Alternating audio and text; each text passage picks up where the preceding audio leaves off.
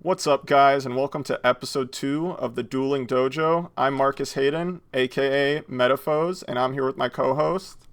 What's up, guys? I'm Eric, also known as SackPhase, and today we have two awesome special guests. First, we have Hector, also known as HTnineteen, second place at Nationals with Blackwing. He's the premier Blackwing player. What is up, Hector? Hey, how's it going? Yeah, I'm Hector Tellis. Like I said, HT19. I've been playing Yu-Gi-Oh for since 2012 with breaks in between. And yeah, I'm excited for the episode. Awesome. And we also have Rick, three-time Ultimate Time Wizard topper, Hero Beat, Vayu, expert over here. What's going on, buddy? Hey, how's it going, guys? Thanks for having me on the podcast. I'm Rick Novak. Been playing Yu-Gi-Oh on and off since 2008. I've gotten back into it here in the past couple years with Edison format. So excited to be on the podcast. Thanks for having me, guys. Heck yeah. No, we're happy to have you. So I mean, it's no secret to anyone here that you guys just topped the biggest Edison event since Edison itself. And not only did you both top, but we all tested together, and you guys took second and third place. And for how little Chicago representation there was, you guys really put us on your back and killed it. So we have plenty to talk about with Nationals. I guess the first thing I want to ask, and I guess I'll start with you, Rick, is how'd you land on playing Vayu? You're known as the hero guy. Well, okay, yeah, that's a good question. So after the last event, I went in. I was honestly thinking about playing Vayu at Indy. Okay. But I ended up just sticking with Hero B because I felt like I didn't have enough time to test with Vayu and kind of get, the hang of it, or, a good firm grasp on the deck. But this time I had a little bit more time to prepare. And I just, we had our testing session down in your basement, Marcus, and I was able to kind of get to a point where I felt comfortable with the deck and confident enough in it that I was going to be able to take it to the tournament. And yeah, that's basically it. The reason I chose Vayu is I just feel like it's one of the only decks that just plays absolutely no bricks. It's like every card in the deck is good in and of itself, and I think that is maybe its biggest advantage. No matter what your hand is, you generally are never kind of out of the game just by drawing a complete brick hand to open. So for a big tournament like that, where theoretically, if you want to go all the way, you're going to play a lot of rounds. I felt like that was a very strong choice, just because, like I said, it's a deck of all just good cards. Whereas, like Hero Beats, you're playing things like Gilman, and you're playing a lot of cards that require another card to be good, like Spark and Hero Blast. So I just felt like Vayu was a strong choice, and it's a choice that a lot of my Eric plays it. A lot of guys at locals play it. I see the power of the deck a lot, and I just felt like it was the strongest choice for me personally. It plays kind of a grindy control kind of game to it, which I think lends itself well to my play style. And it also has that not to say it's all grind, but it has that explosive power too, which I like. It can just steal games. Whereas Hero Beats, you don't really have the cards that just steal games outright. So I felt like I said, in a big tournament, you want to play something consistent, but you also want to play something that can just, outpower people with just, pure raw strength. So I felt Vayu was a very strong choice. Yeah, no, it's always a contender to win quite literally any tournament. And Hector, I know that at the last monthly you were playing like a turbo Vayu build, and I know I've also seen you around on Christiosaur. And how'd you end up on your try and true Blackwing strategy and some of the decisions you made, like the two Greffers? For me, I was always going to play Blackwings, to be honest. I only wanted to test a couple other decks to see if there was like any other options and try to make like a meta call. But the meta call was continue with Blackwings, but add more aggression with the Greffers. Gotcha. That makes a lot of sense. Yeah, and like as far as like the Christiosaur, like I was just predicting a lot more frogs, which I think is kind of true. I think a lot of people I heard saying have played against a lot of frogs, and I've played against like 4 frog decks myself. So I think Christian Storm was going to be an interesting meta call, but at the end of the day, like I just wanted to have, like Rick said, a very consistent deck, and Black Wings is arguably the most consistent deck because it does the same thing pretty much every single match, right? Just summons big monsters, tries to beat you down, and you're always on the clock when you're playing against Black Wings. Right, very true. That I also decided to play Black Wings at Nationals for basically all the reasons you just listed. So can't really dispute any of that. I guess I'll let Eric chime in really quick, but I also have some other questions to follow if nothing else. I guess the only question I really had for Hector is, so I think your build was pretty similar. Like your new build that you just topped with is pretty similar to your RBTLA list. It was kind of just like -1 Bora, -2 draw traps, +2 Grepher and Vayu. And then also minus oppression in the main and plus a deck death in the main. Okay, so let's talk about that. So why do you think those, or like, I guess, why did you make those changes? Why do you think that's better than your previous deck? I mean, I wouldn't say it's necessarily better or worse. I think it might be slightly better. Like I said, just because it adds a bit more aggression with the Greffers. And the reason why I thought it was safe to play Greffers is I actually played a similar build in my last week of War League against. I played against Hero Beat, Diva Hero Beat, which were my 2 losses at YCS Indy. But I won that match pretty decisively. I mean, kind of thanks to the extra added aggression and the follow up that Greffers gives the deck. But I mean, like I said, games like 2 and 3, like essentially, like it's the same deck that I used at LA. Right. So like usually I end up like only playing like 4 draw traps, games 2 and 3 for my LA when I was playing at LA. And after like siding, that's kind of like what ended up happening. Like most of the time I do side out the Grepher packages. And yeah, like that, I essentially was playing the same deck, games 2 and 3. And game 1, just try to punish people who try to, mimic what I did at LA with multiple draw traps. For sure. Gotcha. So yeah, with that aggression, you kind of just like go ham and say you better have it, but they have 6 draw traps. They are more likely not they're gonna have it. Yeah. Mm-hmm. Right. Yeah, but I also liked my LA list because like I know people say like, oh, as soon as people figure out that there's a bunch of draw traps in the deck, they're not going to respect your back row. But I mean, if you look at my LA list, I have plenty of back row. I still play. I mean, what was it like?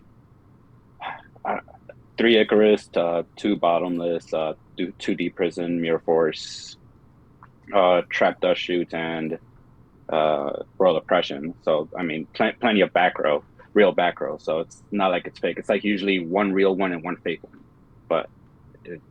But yeah, like now like I said, you just cut back on that. You still have enough to like do like your set 2, and hopefully they don't heavy you. But like they see the draw traps, and like even if you have 2 real traps, you could almost like safely set both of them no matter what. Yeah, so it's always like trying to play that mind game. Right. No, that makes a lot of sense. I guess my question, now that you revealed the rest of it, was that the one deck dev, how did that perform for you? Because that was one of the best choices I felt I also made, was main decking a deck dev. To be honest, I don't recall. A lot of the rounds kind of felt like a blur. Sure.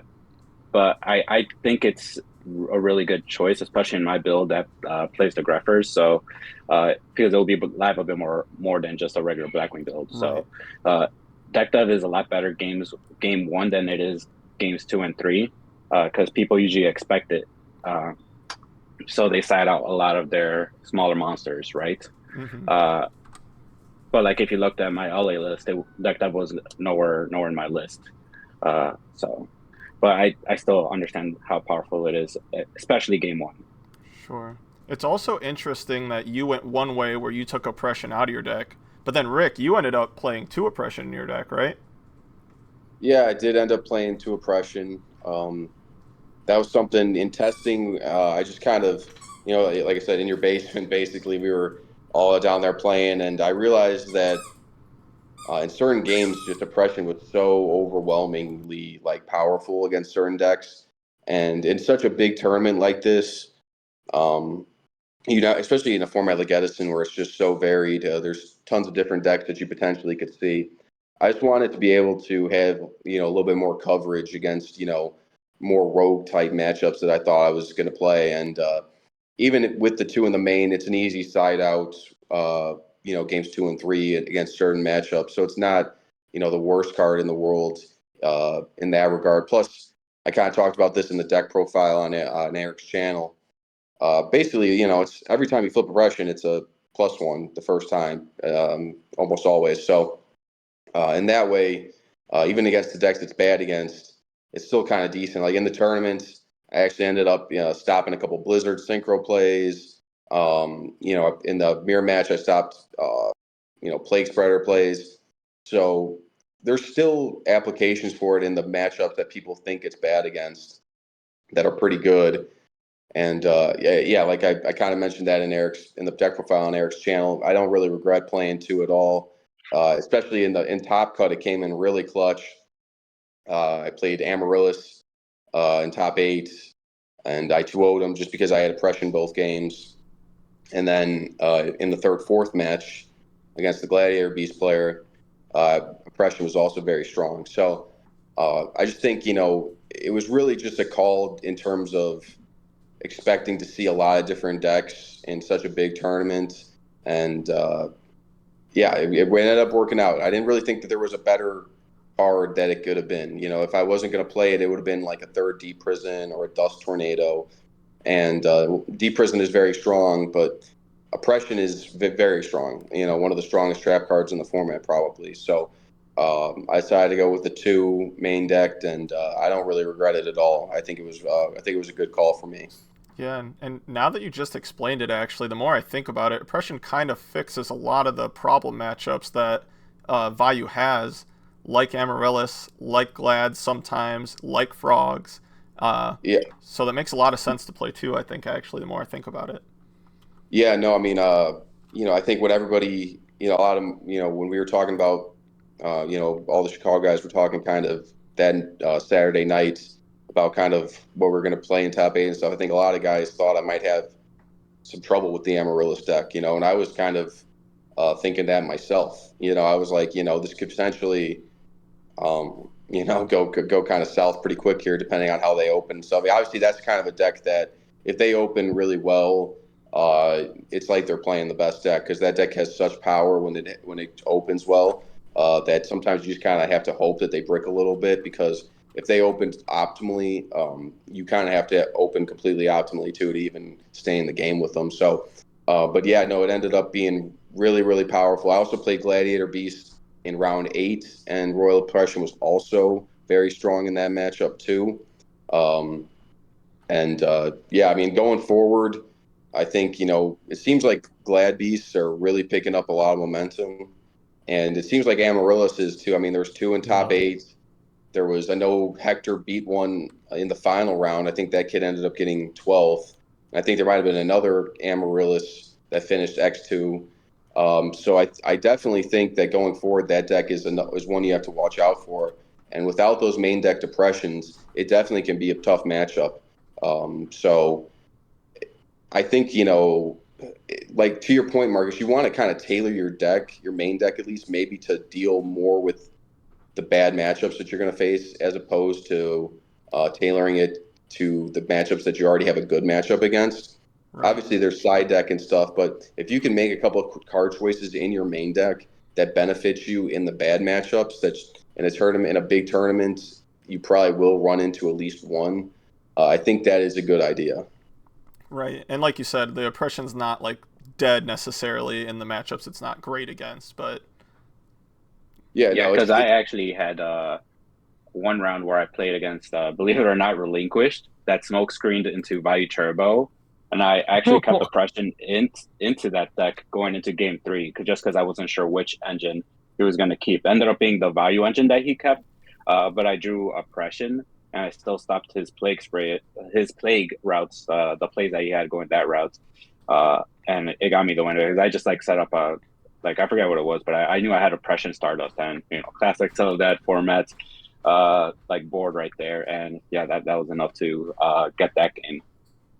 Oh yeah, I Yeah, heard they were ruling Oppression Stardust really weird at Nationals. Oh my god. Were they? Yeah. yeah, I heard that as well. Eric, you wanna explain? Yeah, it was one of my buddies, Moom, Love, Tila, whatever, Ichigo on he's known as that on DB, but basically his opponent has Stardust Oppression and he goes MST on Oppression.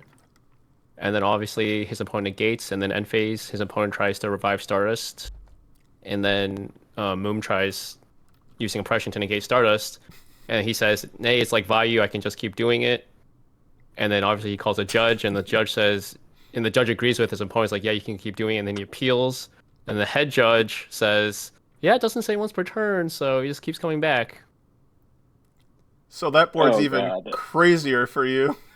That was probably the worst ruling I've ever heard, like ever. Like that's just as bad as the Sirocco pumping permanent. That's Sirocco I mean, pumping permanent? What? that was at Yeah, Nats that, last year. Oh my gosh.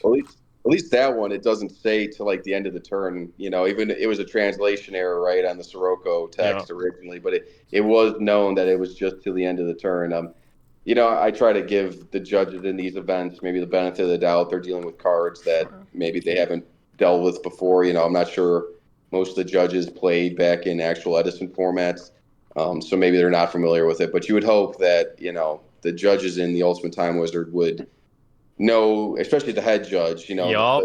would Well, they know can't use edisonformat.com, so that might have to do something to do with it too, right? So If you're the head judge for the biggest tournaments for Edison format, you should know Edison rulings. At least Yeah, yeah, like the so basic they should ones. find the judges that know the best, like the know most about the Edison, and have those kind of in charge of the Time Wizard.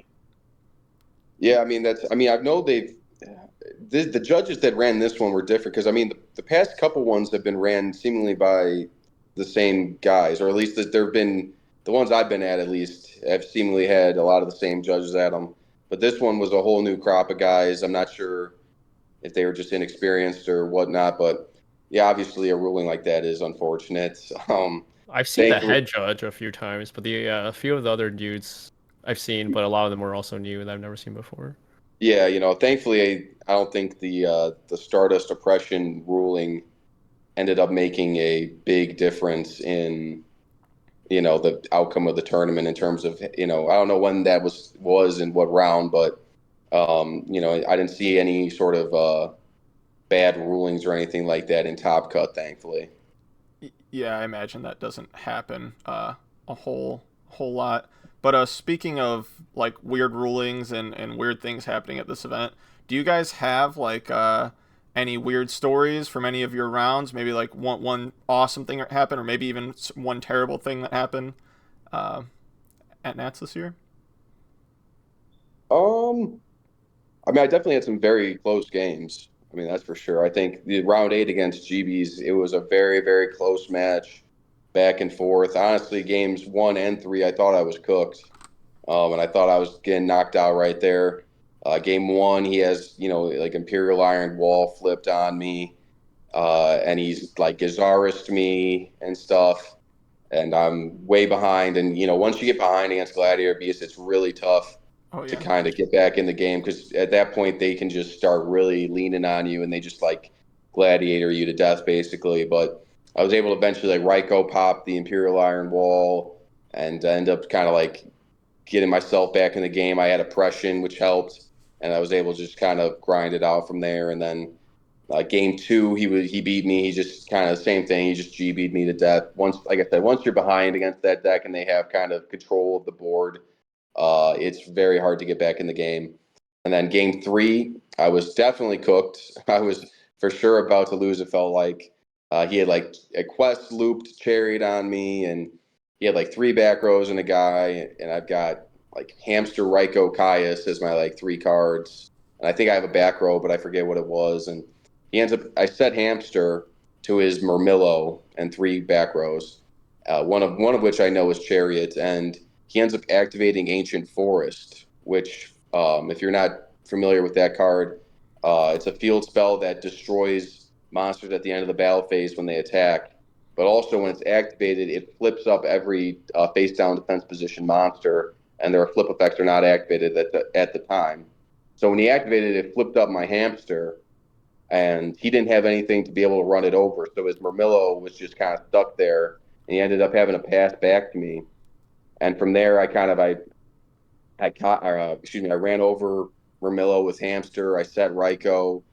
He didn't have another monster, so he passed. I set Ryko again, and I set another Ryko I had because I drew into another one, and Oh, he passed again. And then from there, I started flipping Ryko. I sacked for Caius. He had to solemn it, and just from there, I kind of wrestled the game back away from him. I ended up getting drawing into Armageddon Knight to dump a Bayou to get into Armor Master, and I was able to grind him out and win from there. So that one was definitely maybe the most nerve wracking match I had the entire day, especially because I had played next to that guy a couple times, so he knew I was on Bayou, and I knew I was on GB. So when he came and sat down, I was like, man, this is the last guy I wanted to play right now, because I also knew that he was on, like, he didn't play Test Tiger main decked.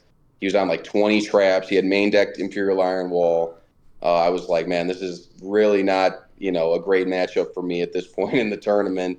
Not what I want to play right now, but thankfully I was able to just get that win, and it was a good one. And I mean, honestly, in the last round, I was probably, it was against Black Wings.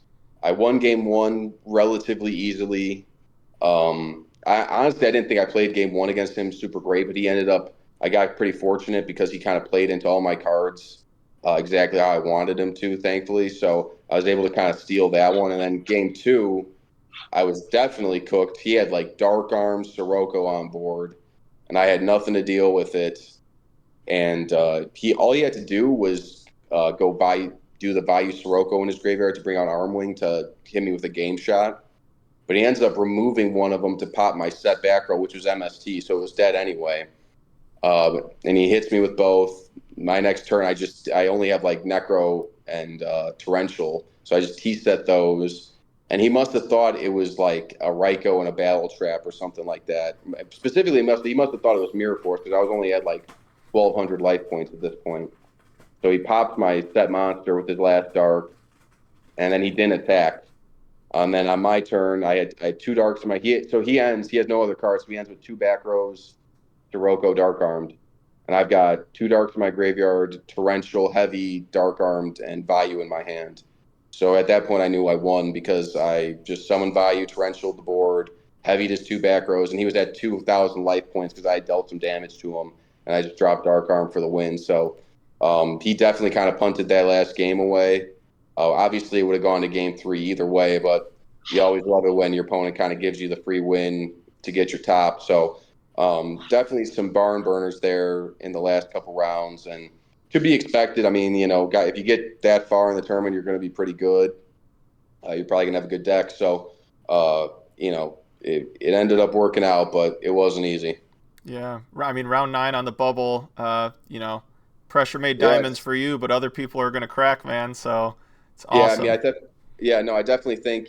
I mean, that guy ended up commenting on Hector's video on his channel, where me and Hector had kind of talked about like our post event thoughts, and he said that it was his first premier event, Oh, so okay, yep. I definitely think my experience in kind of crunch time, every event I've topped, I've been X1 the last round, so I had to win the last round, and I definitely think that experience being in that position, and not really, just not kind of puckering up, so to speak, and just being able to play like it's just any other game, definitely served me well. And I definitely think that I definitely saw, not just in my own games, but in other people's games, the experience factor certain players have of playing in tighter games for higher stakes definitely makes a difference. As opposed and I to could add testimony to Rick on that, on his behalf, because I played him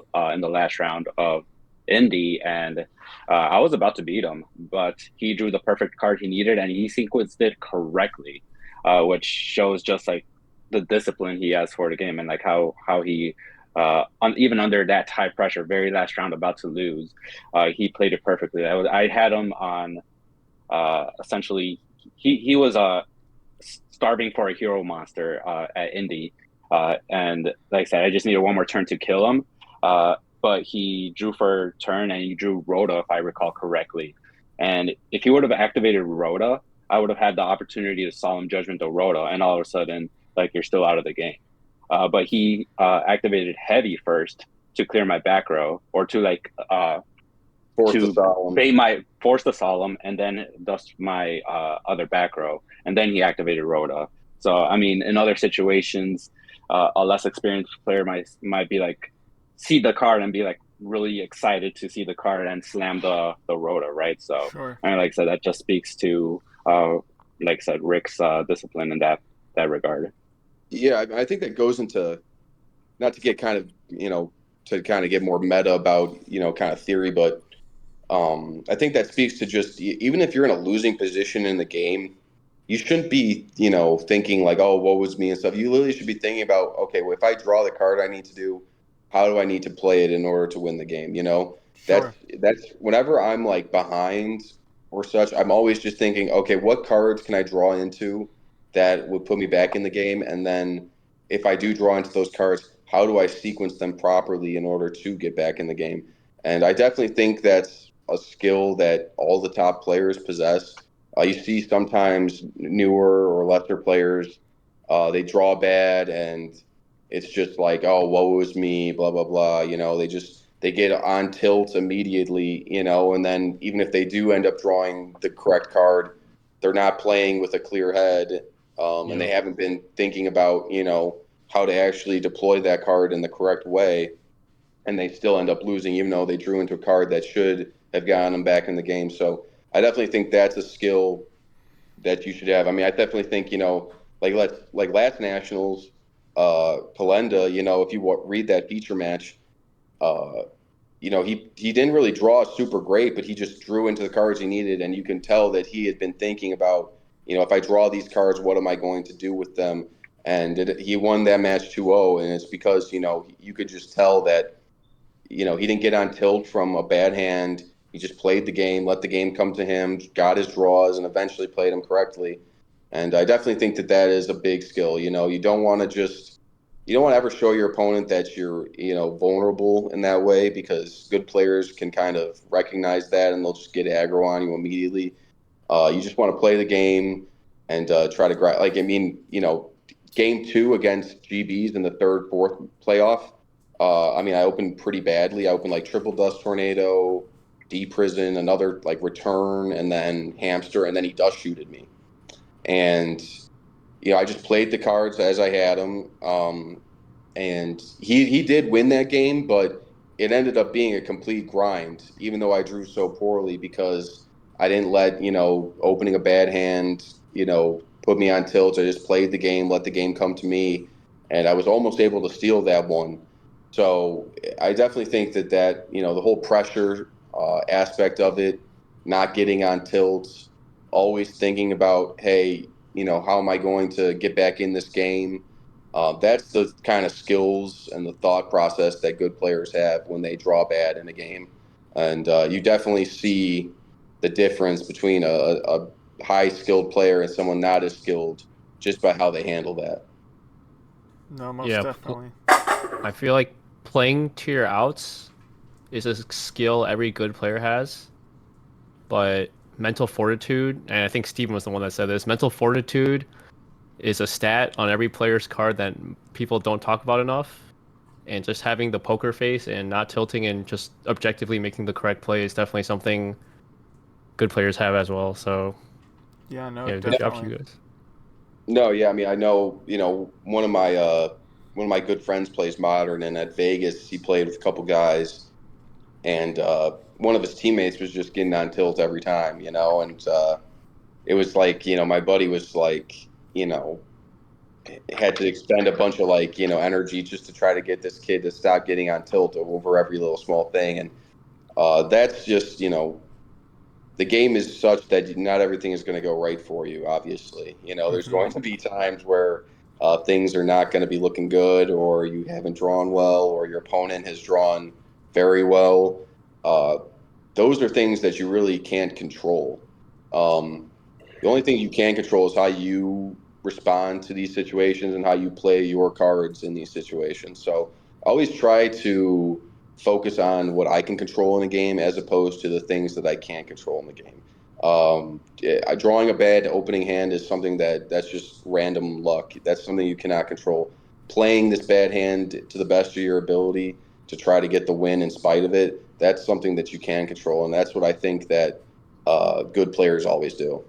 Right. And like with that, and I think you kind of explained it as well. It's like you kind of have to play to get lucky when you know you're behind, and like maybe a Yeah. play seems dumb, but you're playing as if you know you're going to draw this card, because if you don't, you're going to lose anyways. So yeah, I think that's definitely something that a lot of people don't recognize, but you know, even if it's one out of like 40 games it can translate to, you know, that might be the game that prevents you from getting eliminated from a tournament. So um, yeah, Yeah. definitely some crazy stories. I love the ancient forest, but Hector, Yeah. I feel like you had some crazy games as well, both round one and in your finals. If you want to explain one or either of those. Yeah, round one, I got paired against David, a local player here, and I was supposed to actually win that match. I think uh, if I played to my win condition, which was time, because we were getting pretty close to time. Uh, but I decided not to, since he was already like kind of low in life. I thought I could just kind of beat him. Because like, I mean, I'm not the type of person who likes to win in time. I want to like actually beat my opponent, right? To leave like no doubt. Uh, and I mean, I guess a couple interesting rounds in between there was I played against two macro stun. Yeah, like macro stun back to back. And yeah, I just thought that was kind of crazy that those two decks were still in the tournament, like into rounds. What were they? 6 and 7, I believe. Yeah, 6 and 7. Because then round 8, I played against Dirk. Uh, yeah, one guy I beat because of Imperial Iron Wall, and the other guy. I remember doing a pro set heavy on him, like setting 2 cards, activating one, and then uh, pro set heavy him really nicely. And he's like, you know what, I like you for that. And I was like, oh, thank you. uh, and yeah, in my final, I mean, all you guys were there. Uh, I I guess if we would have been aware of the time, I should have come out with the win on there. It was very unfortunate. The reason why I guess it took me a minute to actually think of my play was because I was trying to think what I would do after I actually made my play, right? Like that's kind of just like one of the things that I've, especially in those like high uh, pressure situations, I take the extra time to think like at the next phase ahead, the next turn ahead. Uh, Did and they give you unfortunately, extra that ended up time? costing me. Huh? Did they give you extra time, or was it still 45 minutes? No, it was It's 45 minutes. it's the same amount of time. It's not But like like, a normal top yeah, cut for Konami. yeah, Because in normal which was top cut, they give you more time, right? I think it's an extra 5 minutes. Okay. yeah. And I I know know for finals is an hour, mm, so that's so like 15 yeah. minutes. Uh, but yeah, I mean, I did neither me or my opponent knew we were that close to time. Like I had it in my mind, like we're probably running out of time, but I'm sure it's not like dwindling down to like the last minute. Uh, and I was thinking about asking at the start of my turn, about the last turn, but I kind of just forgot in the moment. And like I said, I was like 5 to 10 seconds from entering my battle phase because I had brain control in my hand ready to activate. I'm pretty sure I had brain control in my hand ready to activate. And as Mm-hmm. soon as that resolved, I would have like either entered battle phase or like pushed my card forward, declaring an attack, which like shows that I'm entering battle phase. But yeah, like I said, I had brain control in my hand, and all of a sudden, Judge says, "Gentlemen, it is time of the round." I look at my calculator. I noticed I was down in life, and yeah, like my heart just sank, because I mean, I had the prize right there, right in front of me, and it just like slipped away, you know. But only thing we could do is move forward and hope to get the next one, right? So, Yeah. yeah, I mean, I'm still very proud with my performance. Concerning, like I said, lost round one, won now. I mean, to be honest, the whole like rest of the rounds felt pretty like a lot. I wouldn't say like easy. Yeah, they kind of felt pretty easy, to be honest. At least compared to like my RBT run, because like I 2-0'd almost all my opponents except for like Dirk, and the relinquished guy. Aside from that, I think I 2-0'd all my other opponents. Dang, that's awesome. That's crazy. Yeah. And for your finals, I- dude, I just want to say, everyone watching, there was like a 95% win chance if there was zero time for Hector. His opponent only had a 1-for-1, a Unifrog, and a dupe on board. And Hector, you had... What'd you already have on board? I know you had Shura, Brain, and Kalut in hand. I summoned. I had no board because my previous turn took a long time because I drew Brain for turn, I believe, if I recall correctly, and his board was Stardust, Dupe, Unifrog, back row. So that was a really, really tough turn for me. And I was thinking about what happens if I brain the Stardust? What happens if I brain the Dupe here?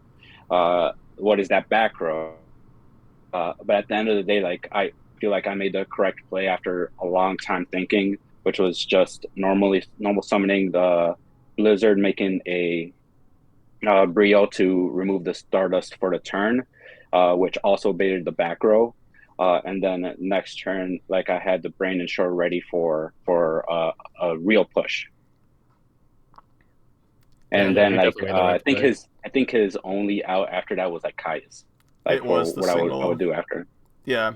Any other card, like if he had another dupe in deck, any other monster would have possibly stalled the turn.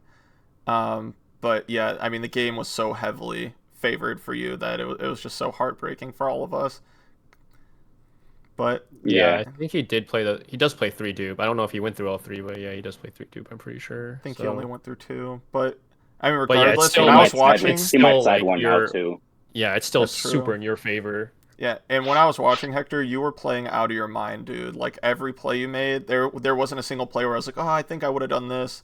It was just like everything just seemed correct, and like you almost knew his hand and his cards. So I mean, kudos to you. You were locked in. Yeah. Same with you, I think Rick. he actually probably like gave me a chance because I'm pretty sure his opening was insane. Oh like, yeah, he opened up like the dream. Like he screwed up when he made Stardust.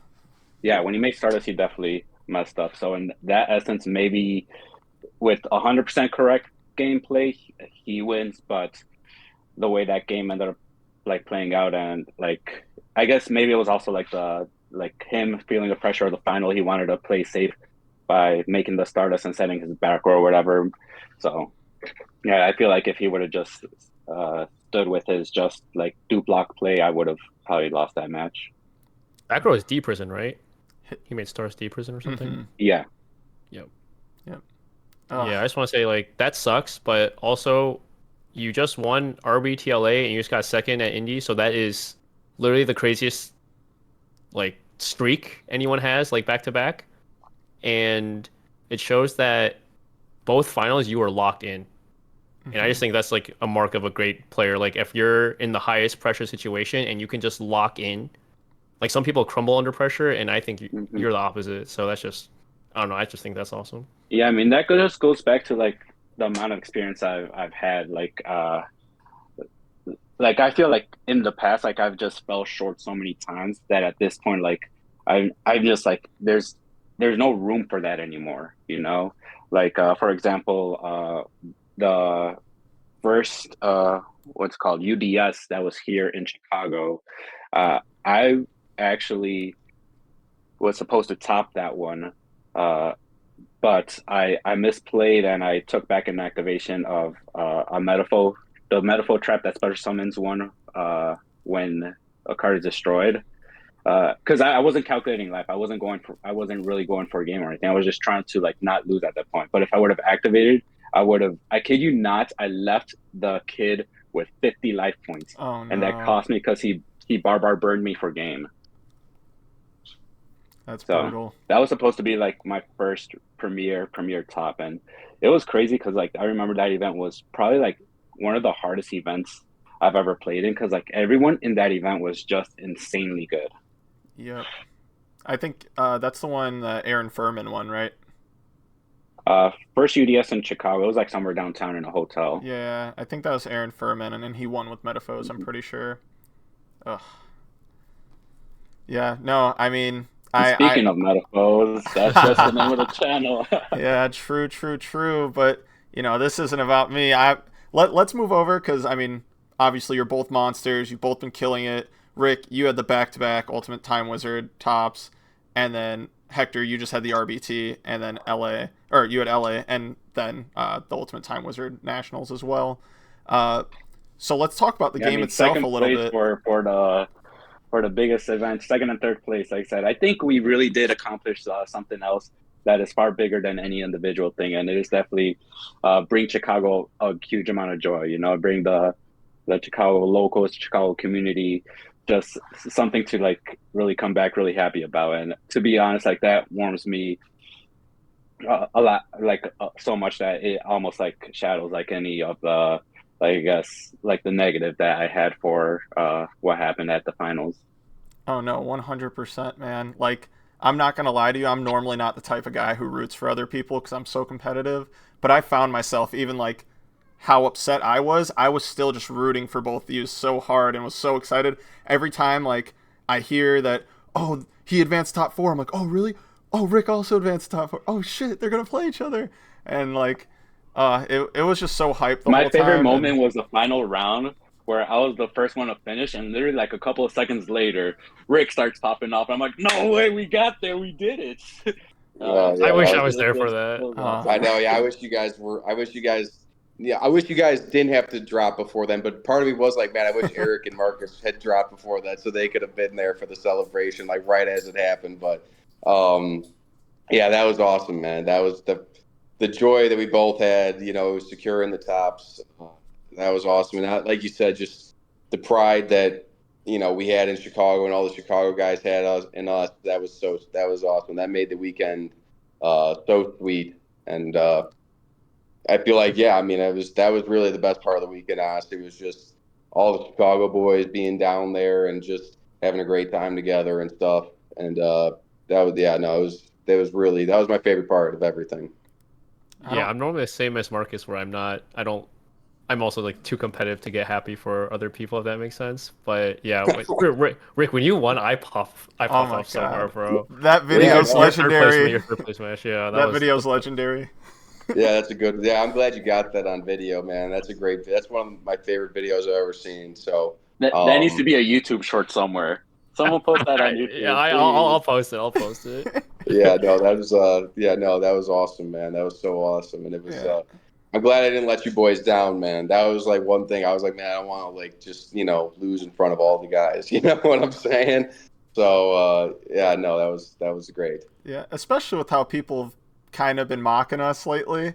It felt really good for you guys to represent. So Yeah, I don't know no, if it there's a was. better region. I don't know if there's a better region to be honest. There I literally don't. isn't. There isn't. I don't. There Yeah, literally is not. There can't be, right? I mean, in There's terms of 100% not. yeah, I Like, mean, in terms of the accomplishments that we all have collectively together in Edison specifically at this point, I don't think that you can say that there's a better area right now than us for Edison. And I'm not trying to come off cocky when I say that, but I just think the proof is in the pudding at this point. It's hard to really argue with the results we've had. I think we've had a guy top an Ultimate Time Wizard at every one except for I want to say the Richmond one, and I don't know if I'm not sure who even went to that Yeah, one. I don't think yeah. I was any of about to us say, went did to you want to that. go? Yeah, so I mean, basically, we've had people top every single one except for the one nobody went to. So I mean, right there, I think that kind of shows just how strong we are. And I kind of me and Hector kind of talked about this in the kind of 45 minutes kind of post event discussion we had that just in Emporium TCG. I know we kind of it's always getting shouted out in the videos that we do. But that's, we get two tournaments a week there, usually at least like 20 people, and a lot of good guys playing. So I definitely think that's maybe our biggest advantage is just the fact that we get, 8 rounds of very solid in-person Edison play weekly. And you can just tell just by, some of the guys who've just started playing how much better they've become.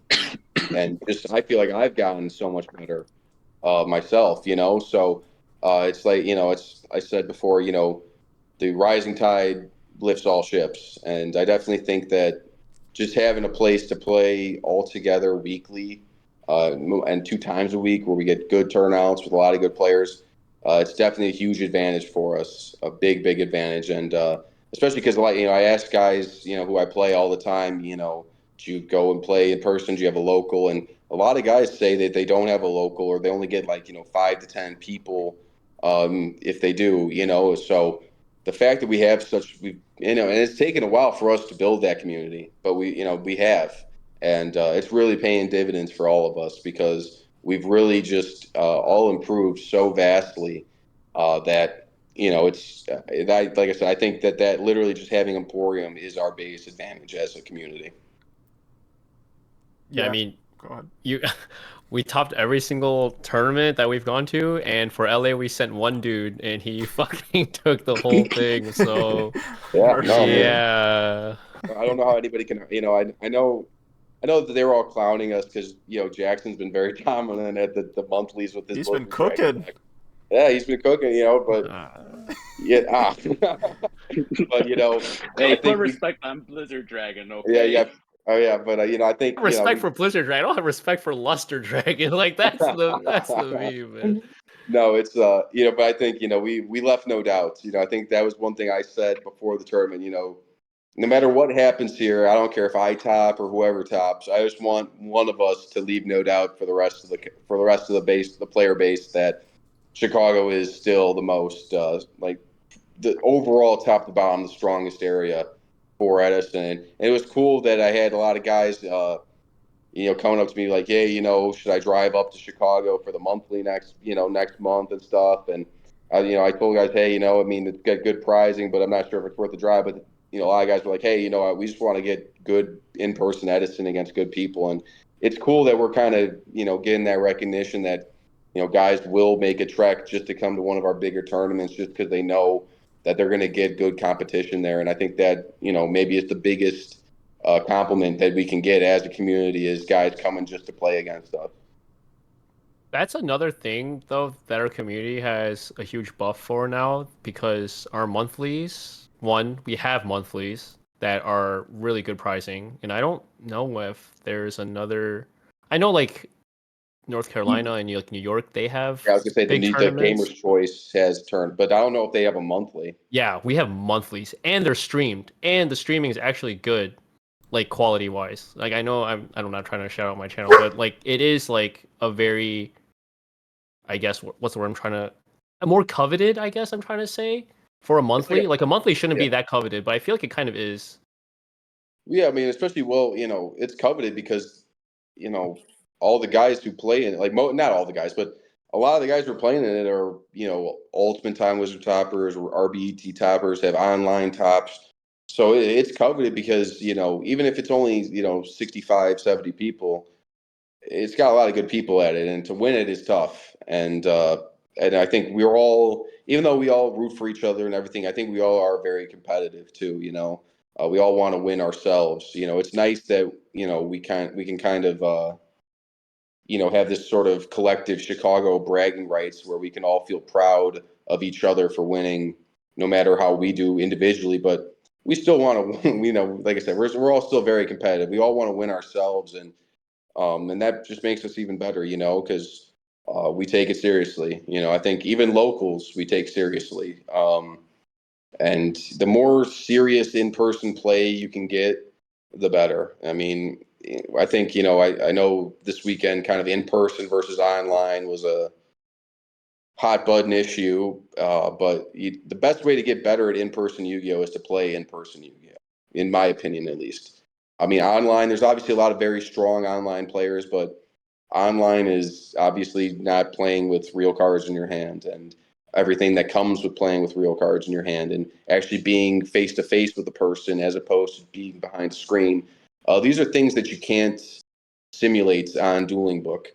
So, like I said, the fact that we do have two tournaments a week, and then also big tournaments monthly, it gives us so much high pressure playing situations that it definitely has improved all of our plays substantially. And like I said, you can really see it in the guys who just started playing. I mean, I'm so proud of a lot of our guys, honestly, because I've just seen them get better and better. And I know that they're just going to keep getting better. And I know eventually they're going to begin the Time Wizard tops themselves. I just can't wait for it to happen. So I definitely think that our community is super strong. And we're lucky, obviously, to play in a big city. I think maybe that's, the location is part of it, because if you're in a smaller, more a rural area, it can be tough to get a big community guys that want to play Edison. So our location, just being in the third biggest city in the country, has definitely proven to be, in my opinion, an advantage for us. No, for sure. Because like for me personally, if like I've only gone to one of the Emporium locals, and it had 30 some odd people, and like it. I mean, it was worth the hour drive because I got to see all my friends and like play locals, obviously. But it's also like you said, the competition was great, and then also just the hangs. Like it's good memories still too, because like afterwards we all got food and we just talk about locals, talk about the events we're gonna be going to and whatnot. And yeah, no, I absolutely am so glad that Yeah. I moved back to Illinois, dude.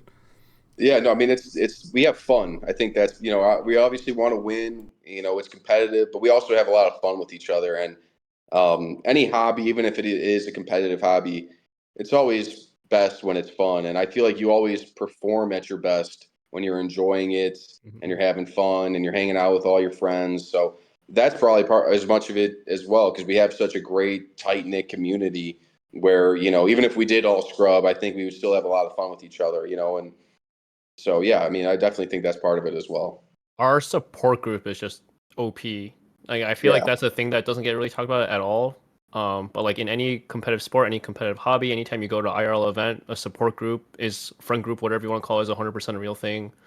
Person who goes there to an event all by himself, doesn't talk to anyone in between rounds or anything, I don't think is going to do as well as someone who is with the group that gets to, talk about their rounds and just chat between rounds. yeah, it keeps you loose. It doesn't. Yeah, it keeps you loose.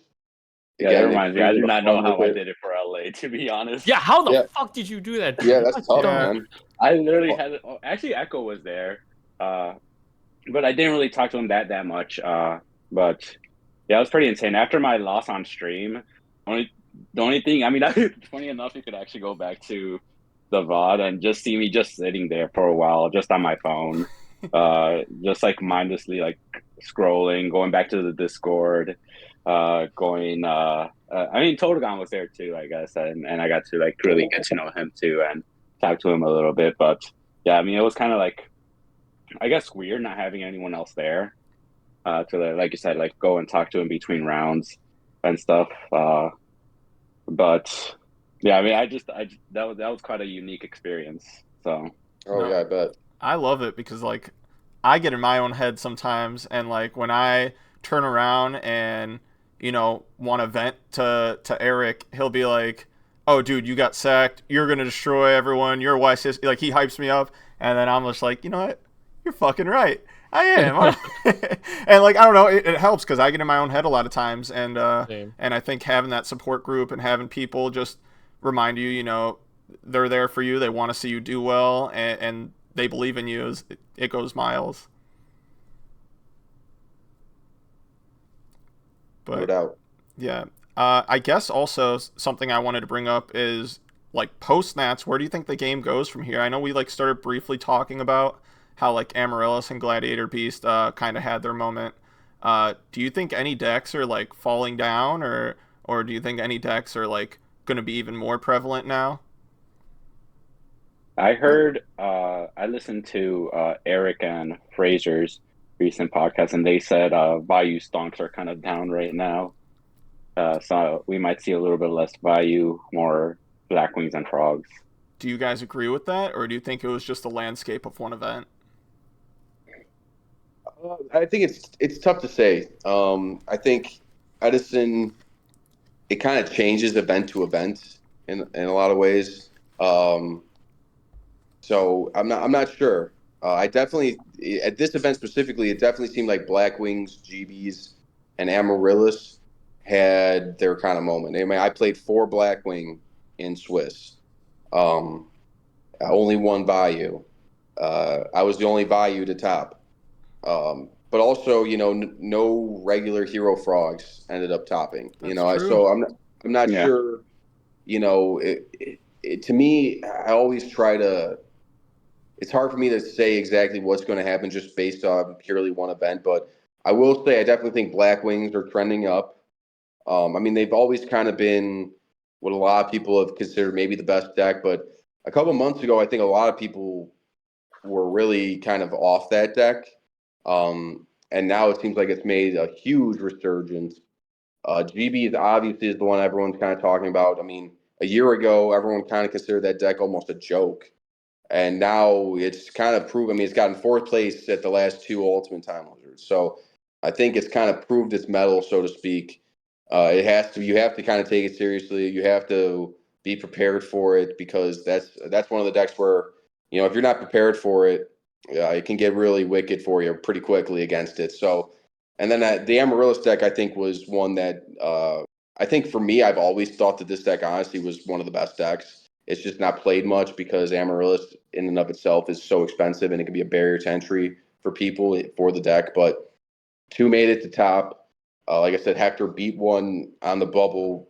So, I mean, they had at least 3 in the top 16, maybe even more.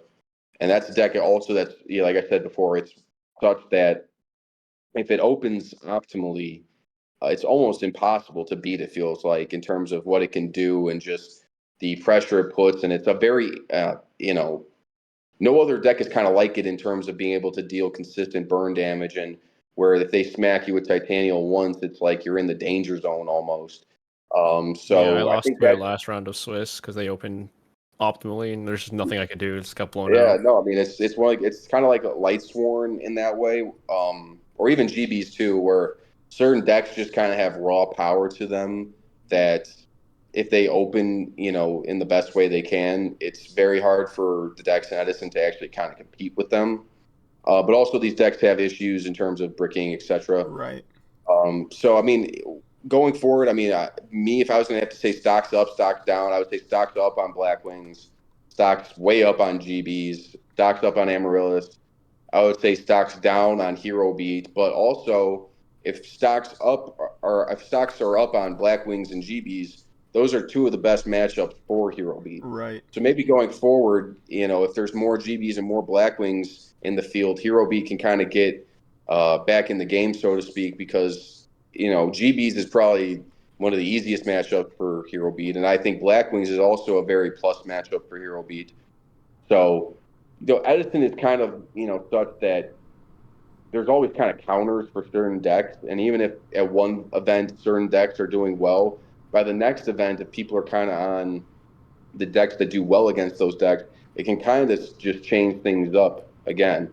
So going Yeah, forward, it's hard for me to say definitively what I think the meta will exactly be, but I do think that it is shaping up a little more. It's definitely in a different position than it was a couple months ago, I would say. I think a couple months ago, everyone was pretty much thoroughly convinced that Frog Hero and Bayou were the 2 best decks.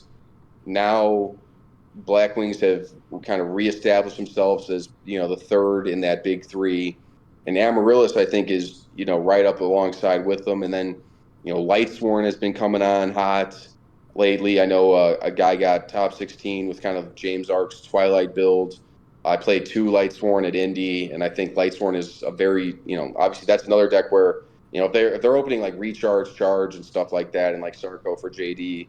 I mean, obviously, the raw power of that is very hard to deal with in Edison. So there's a lot of different decks, I think, that going forward are in the game, and to me, that's a good thing because, like I said, a couple months ago, I really feel like, after Indy, I literally thought that it was just Frog Hero and Bayou and then like Blackwings were like a tier 1.5, and then everything else was tier 2. And I thought that Vayu and the Hero Frogs were literally just far and away the best two decks. But clearly, after this weekend, you can't really say that, I don't think. And I think you have to put a lot of those other decks, maybe some of them not in the same tier, but very close to the same tier as those decks. And, who knows if that was just, maybe, Yu-Gi-Oh! Always used to be such that certain regions liked certain decks a little bit more than others. Um, it was always kind of said that like California liked Black Wings and Heroes a little bit more, etc. So who knows if the results of this past tournament in Texas was just kind of a regional thing, but I'm tempted to say no on that just because it was nationals and you had so many people flying out from all over the country. But it's hard to say. I think Edison. It's the one beautiful thing about it is I don't think it'll ever be truly solved in terms of how Go format is solved. Where I feel like in Go format, Chaos Turbo is the best deck, like kind of, without question. Whereas Edison, the card pool is so much bigger.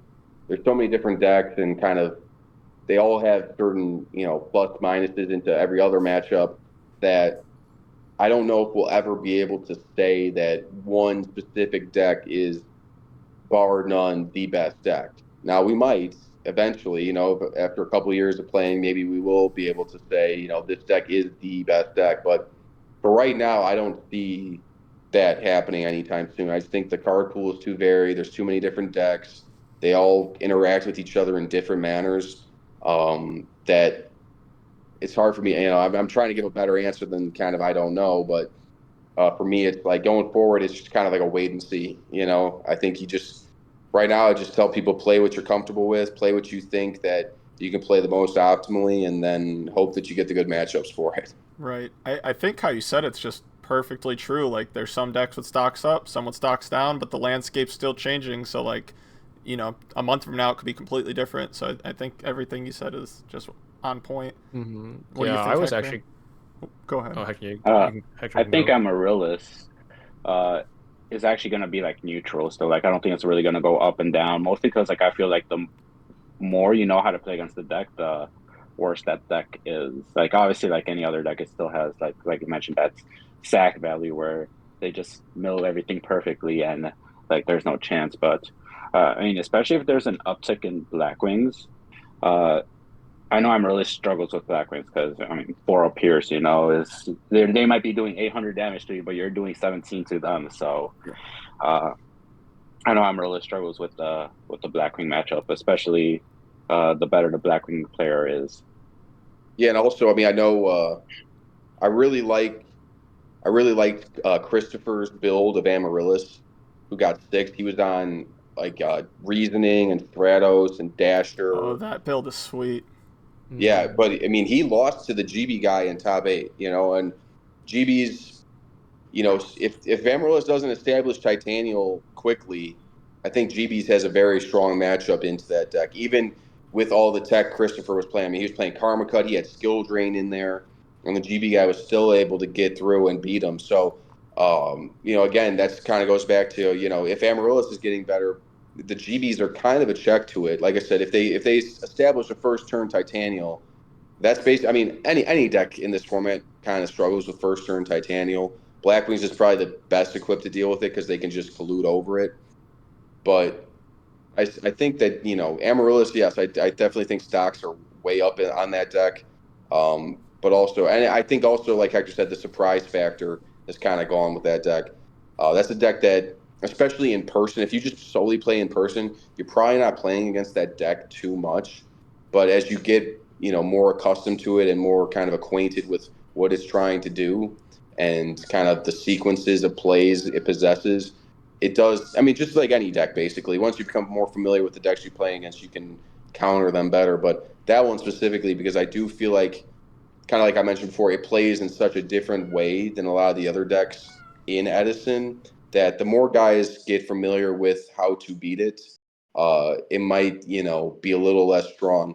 But you also Christopher topped Indy last year as well, the one I got second at with Amaryllis. So he's been very consistent. I mean, basically a year apart with the same deck. Obviously, a much different build this time. I mean, the first time he was on pretty much a standard kind of build, and now he's kind of really innovated the deck, and that's kind of scary to me. Him innovating that deck and putting that list out there because that's a deck I feel like is sort of still in that exploration phase, right?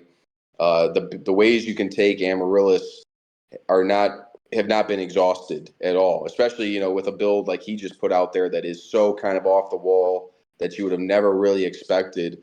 Obviously, that's a credit to him for playing that deck for so long and kind of realizing the cool tech picks he could put in and how to optimize it. But as more guys kind of do that and take Amaryllis in different ways, that might be very strong too. So that's one deck that I understand why Black Wings and GBs can kind of be the counter to that, but I still think that deck maybe is going up. But also I do agree with Hector that as guys play against him more, they're going to be more equipped to be able to deal with it, and especially in the side deck too, because I do think that deck has some hard counters in the side that a lot of people kind of generally play anyway in terms of like Kaiku and Fossil Dyna. And as people kind of just play more against that deck, they're going to learn more hard counters to it. So we'll see going forward. We'll see. Like I said, I mean, Edison is such that no deck is perfect. Every deck has hard counters to it or consistency issues with it. So it's really just kind of like a crapshoot, really, in my opinion. I kind of talked to this with a lot of the guys this past weekend about like side decking is kind of I feel like it's one of the hardest thing in Edison because you go to a big tournament like this, you have no idea what you're going to play. And there's really no possible way for you in a 15 card side deck to be able to cover everything that you possibly could play. You kind of just have to try to get the most general kind of cards that are good against the most kind of matchups and kind of hope you don't get anything too crazy that you're not prepared for either in your main or your side. So that's kind of the beauty of Edison, even if it is a 15-year-old format almost at this point, it's still, not nearly solved. And I mean, obviously certain decks have the cores, like the kind of 35 cards in them that you have to run, but those 5 cards that you can tech really can make, you can take your deck in a totally different way just by that. So, going forward, I'm excited to see what happens because I don't know. Yeah, so I was actually going to make a video on this tonight, but I might as well just spoil my thoughts. Oh man, I'm sorry. We didn't discuss this beforehand, obviously. No, you're good. Like, I pretty much agree with everything you guys said. I'm just gonna sum it up real quick. Basically, Glider Beast on the rise. Amaryllis is kind of on the rise, but I also agree with Hector said. GBs is an auto lose for Amaryllis. And then Blackwing is also not an auto lose, but it is hard. Shura and Bora kind of wreck Amaryllis. So Amaryllis is like kind of up on the uptrend, but also kind of not. Vayu is down because of Forgs. You guys didn't mention the new Dream Fishborg Blast or whatever deck, but that deck I think beats Vayu. And with Amaryllis being more popular as well, I think Vayu is on the downtrend. However, I think Rick's build, Double Oppression in the main, is the new standard. You just have to play Double Oppression, in my opinion, now going forward with Vayu just to counteract all these decks. I agree. Especially because Vayu, I mean, it has like the unfair cards, but all of the unfair cards in Vayu are stuff that you have to do on your turn. It's not stuff that they're all like proactive cards, not preventative cards. I think that was one thing I wanted something like kind of like deck dev too. I know a lot of guys say they want deck dev is kind of like a bomb basically on your opponent's turn. That's kind of how I view Depression. With just being, so powerful that it just steals games outright that you should lose.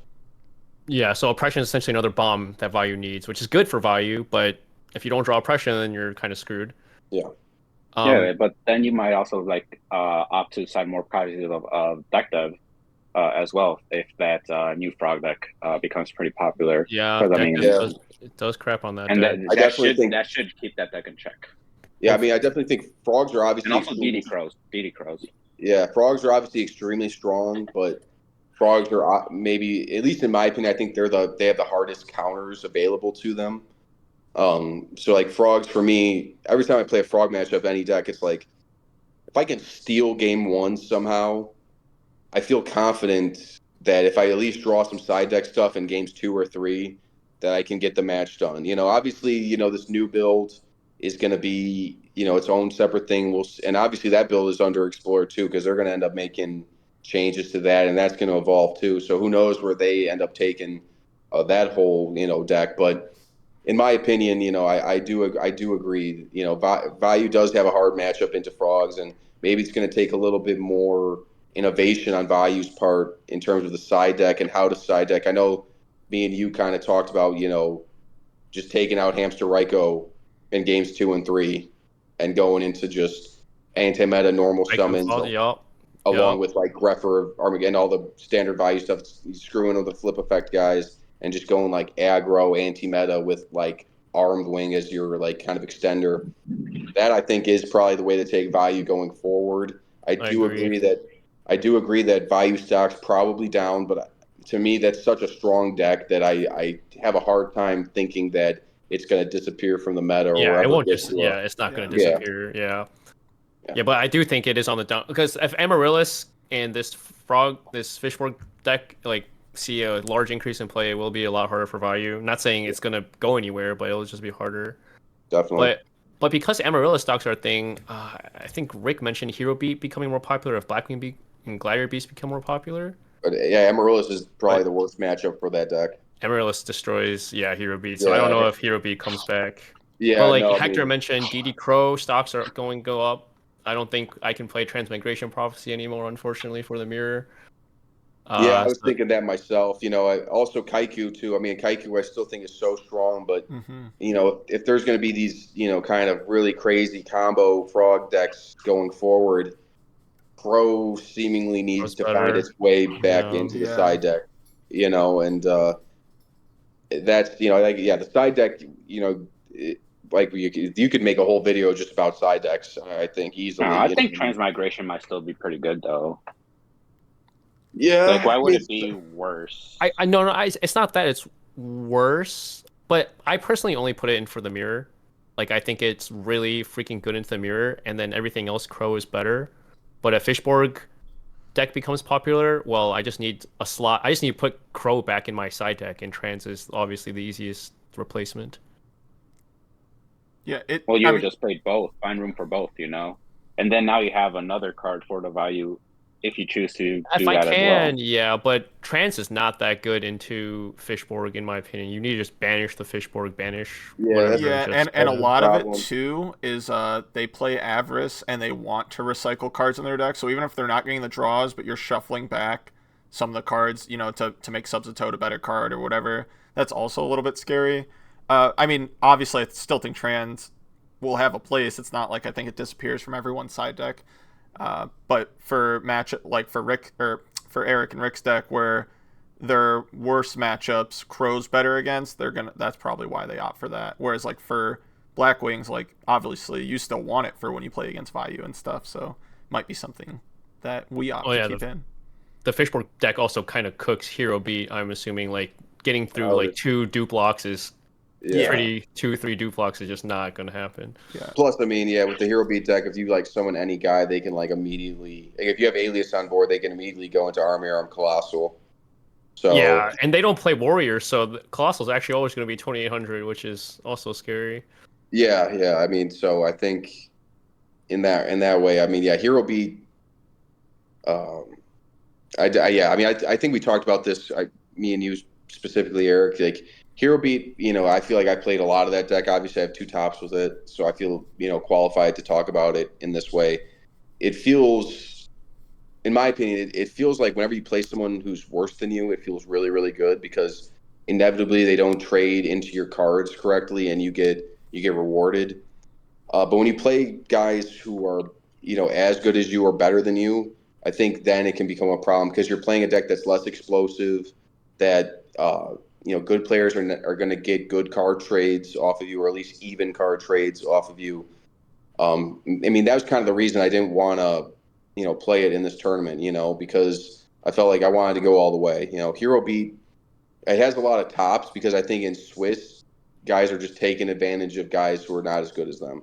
But then once you get to top and you're starting to play guys who are at least as good as you would think, and a lot of them are playing decks that have higher ceilings than you do, you're kind of putting yourself at a disadvantage by running that deck.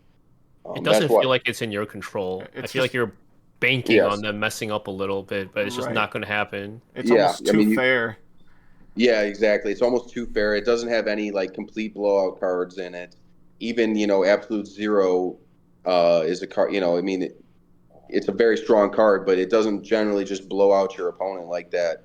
It's kind of like a counter, really. It's a trap monster, really. So, Mhm. that's why I kind of got off of the hero beat, because even if it is kind of my favorite deck, and I do feel like Spark, Hero Blast are the two best removal cards in the format. Uh, it doesn't, like Marcus said, it's too fair almost, and you're putting yourself at a disadvantage when you're trying to go all the way in a tournament with that deck, in my opinion. Especially, also it has consistency issues. There'd be times where I would lose to people that I knew I was better than because I don't draw any monsters. Or I open, I mean, I think one of the last times I played the deck at Emporium, I opened Triple Miracle with no waters, and I didn't see any waters, and it was like I was sitting with 3 dead cards the entire game.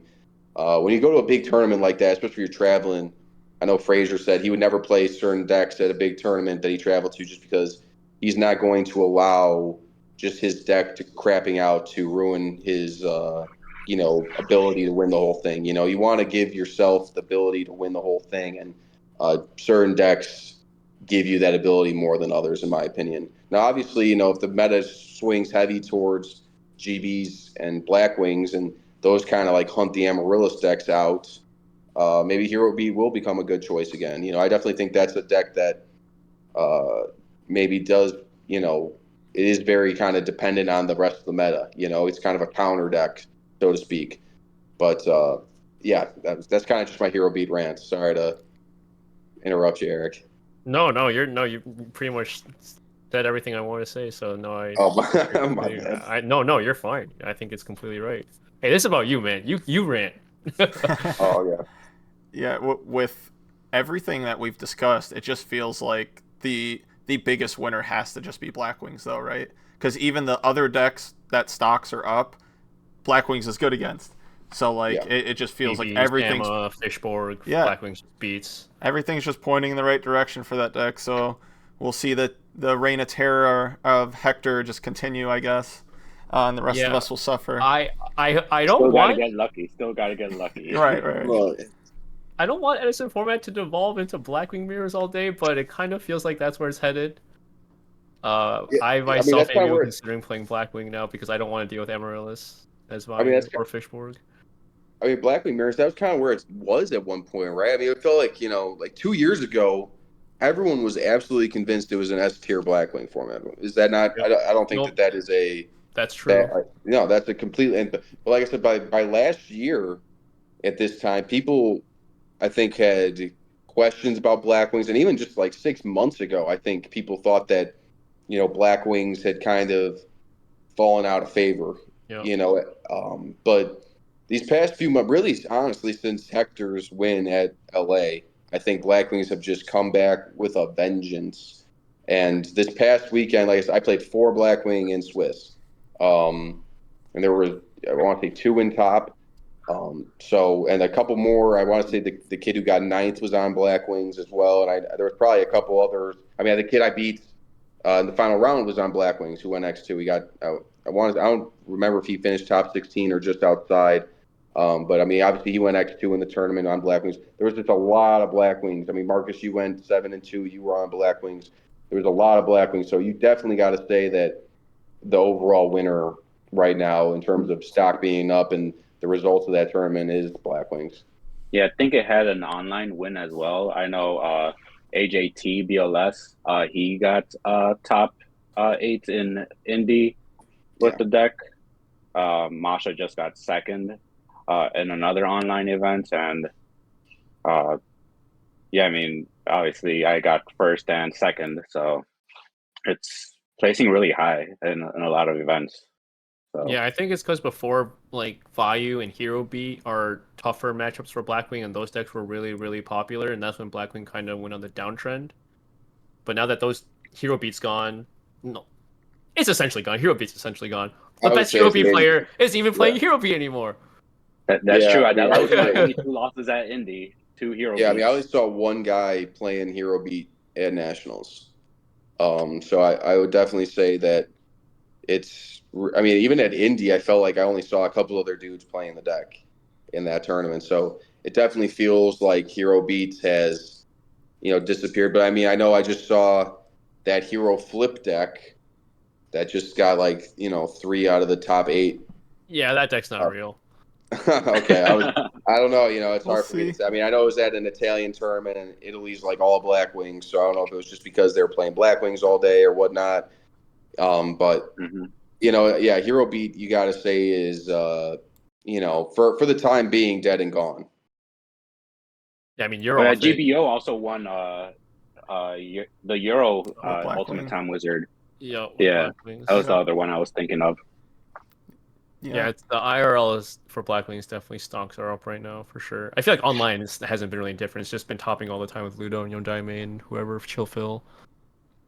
Right. Yeah, IRL is definitely stocks are up. Yeah, the Black Wing OGs. Dang. Yeah, there's so much changing in the landscape, and with RBET Maryland in another week and a half, I am like, I don't even know where to begin with what I want to play because of all this. So might have to have another test session in the basement, boys. I Yeah, think it's necessary. You mean hang session? Yeah, for you maybe. Rick got some good testing. I feel like Rick changed so much in the basement. I mean, yeah, that basement is where I decided I was going to play 2 Oppression, and we were changed literally my deck. talking about it. Oh, I should have done it. You were a I know. coward. I thought you were going to play double Oppression. I 'cause- was. And then when we got there and you told me you were on 1, I in my mind I was like, It was part of literally me, the Spirit Reaper or Second Impression. I was just like, I'm just gonna go with what I know. Yeah, I mean, I definitely think there's something to be said for playing, the list that you've been on. I do think that I don't know if you should, just change your list immediately right before a tournament. That seems like it's, Yeah, questionable. it seems. Yeah, that's why I didn't. But going forward, you can't play Reaper anymore. Yeah, especially with more Black Wings, right? GBs and Black And, Wing. and GBs too, right? I mean, it definitely seems like because Hamster honestly was pretty solid against both the GB decks I played this weekend. I mean, they can't really run it over. It gets Ryko face down, so they can't really deal with the set Ryko unless. Think we're losing you. Oh no, we lost Rick. His face is so funny. It is. It's just frozen. Bro, what is going on? I wonder if he even realizes it yet. I'm screenshotting Just this. can't get into it because they would never understand. I told him keep your phone plugged in. Oh, do you think it died? Oh, maybe. I don't know. Oh, he's messaging. Sorry, phone died. All right. I'll just put a graphic over his face or something. No, leave it like that. Leave it like that's funny, man. All right, guys. We actually happen to have lost Rick. Think his phone died on us, so we are getting ready to wrap it up, anyways. Yeah, us 3 here, me, Eric, and Hector, are actually all rooming together for RBET Maryland. So hoping for some great results there. I think this talk was super informative. I'm like super hyped for the event. I feel like I actually got a lot out of this. Anything you guys want to say? Shout outs before we head out? Chicago best region. Facts. Facts. You heard that, guys. Plug my YouTube, HT19YGO or HT19 Yu-Gi-Oh. Heck yeah. Team on the grind. Yep, great content over there with HT19. And also, make sure to check out SackPhase and Metaphose while you're here anyways. Appreciate everyone who took the time to watch this, and we're out. Peace.